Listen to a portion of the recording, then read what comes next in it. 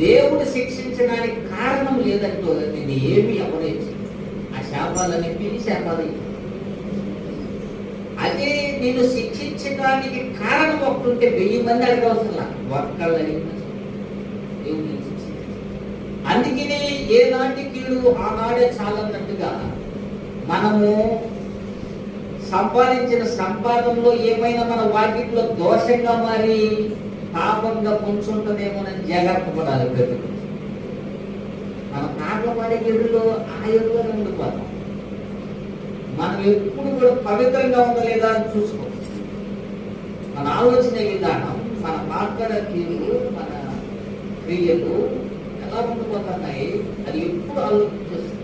నువ్వు ఎన్ని పాటలు పాడేవన్నది ఎక్కడోకి రాదు, ఎన్ని గంటలు ప్రార్థన చేసేవన్నది ఎక్కడోకి రాదు.